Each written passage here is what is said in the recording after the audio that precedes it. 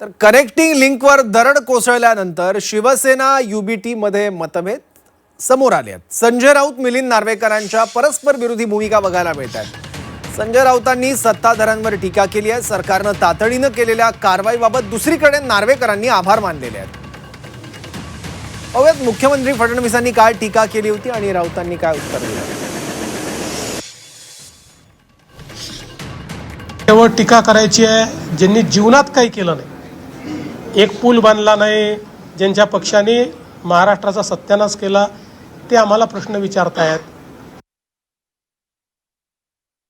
Link कोसळताना जगानं पाहिलं, त्यांचं काम सगळं जागतिक स्तरावर असतं।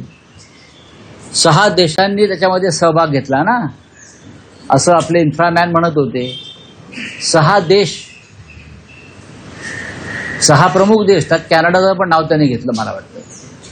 त्यांच्या सहकार्यातून जो मिसिंग लिंक तयार झाला आणि त्या मिसिंग लिंकवरून स्वतः इन्फ्रामॅन आणि त्यांचे डेप्युटी इन्फ्रामॅन स्वतः वाहन चालवत फिरत होते।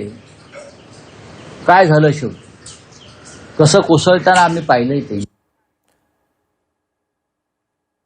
तर मिलिंद नार्वेकरांनी ट्विटमधून सरकारचं कसं कौतुक केले पाहूया। एकीकडे संजय राऊत टीका करतायत, सरकारवर निशाणा साधतायत आणि दुसरीकडे नार्वेकर मुंबई पुणे द्रुतगती मार्गावर वाहतूक आता पुन्हा सुरू झाली आहे। वाहतूक पूर्ववत करण्यासाठी दिलेल्या तुमच्या तत्पर प्रतिसादाबद्दल आणि जलद कारवाईबद्दल धन्यवाद मानतायत।